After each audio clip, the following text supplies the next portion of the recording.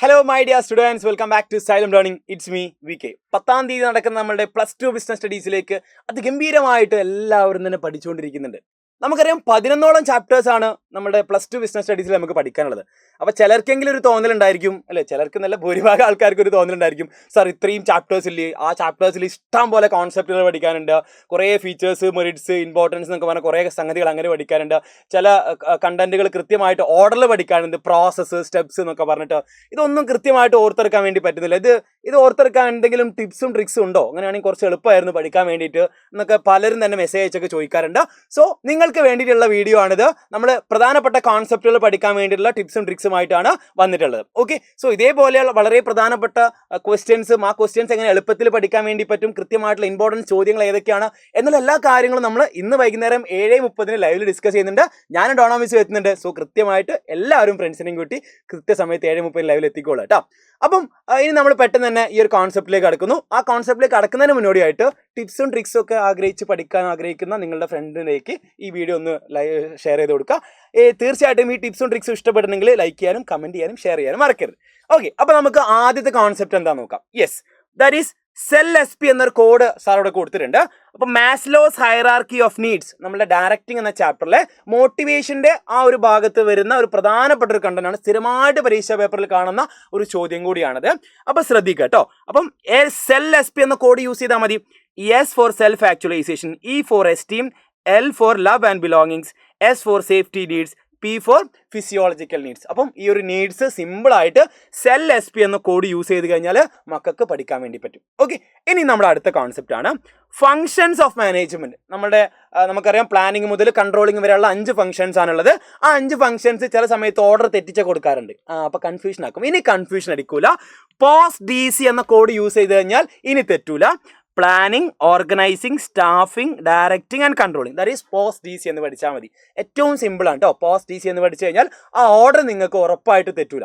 Okay, yes. ഇനി നമ്മൾ അടുത്ത കോൺസെപ്റ്റ് ആണ് പഠിക്കാൻ വേണ്ടി പോകുന്നത്. കൺട്രോളിങ്ങിന്റെ പ്രോസസ്സ്, അല്ലെ, മാനേജ്മെന്റ് ഫംഗ്ഷനിലെ ഏറ്റവും അവസാനത്തെ ഫംഗ്ഷനാണ് ആരെന്ന് പറഞ്ഞാൽ കൺട്രോളിംഗ് എന്ന് പറയുന്നത്. അപ്പോൾ സ്ഥിരമായിട്ട് പരീക്ഷ പേപ്പറിൽ ഒരു ഷോർട്ട് എസ്സേക്ക് ഈ പുള്ളിക്കാരനെ കാണാറുണ്ട്. ആരെ? കൺട്രോളിങ്ങിന്റെ പ്രോസസ്സിൽ. അപ്പോൾ കൺട്രോളിങ്ങിന്റെ പ്രോസസ്സ് ചിലപ്പം തെറ്റിച്ച് കൊടുക്കാറുണ്ട്. അങ്ങനെയും ചോദ്യങ്ങൾ വരാം. സോ ഇനി തെറ്റില്ല.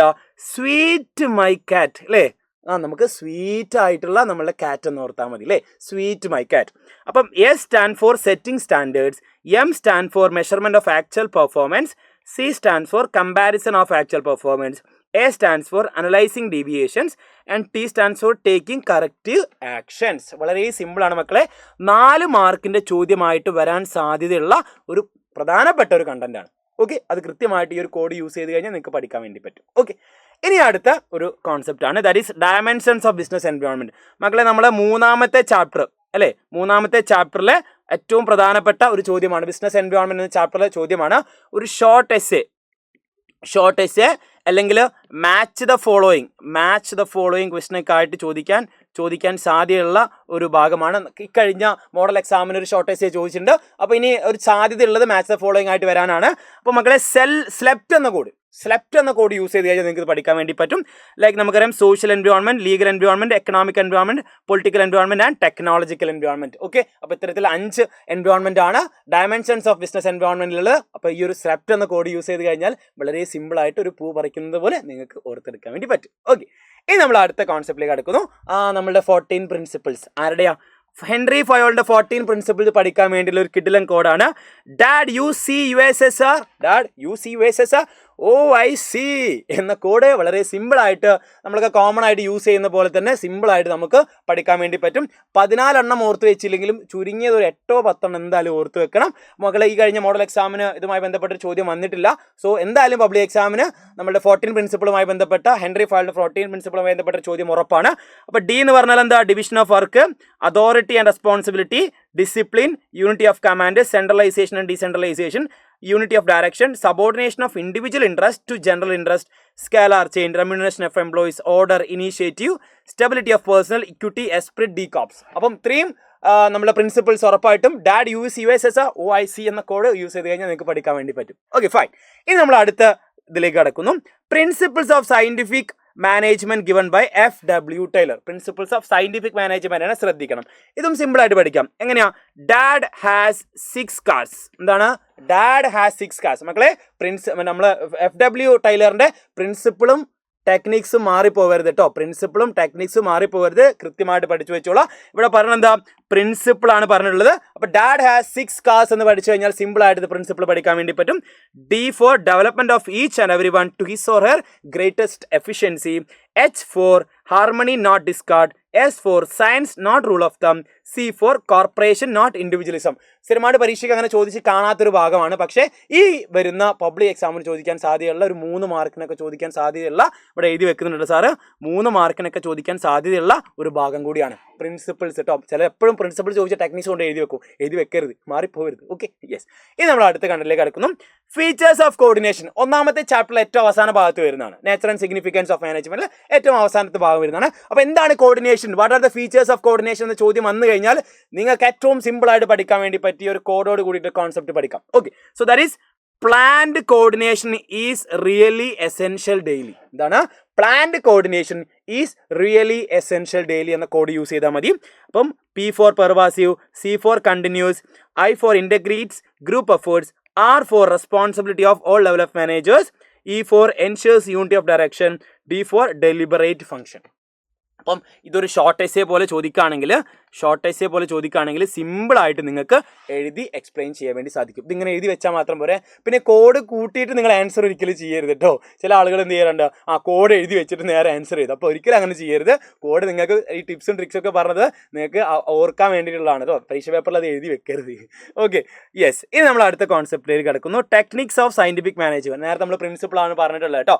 ഇനി ടെക്നിക്സിലേക്ക് കിടക്കുകയാണെങ്കിൽ my sweet simple mother, my sweet simple mother and father അല്ലേ taught tailors different functions. Simple ആയിട്ടുള്ള കോഡാണ് അല്ലേ.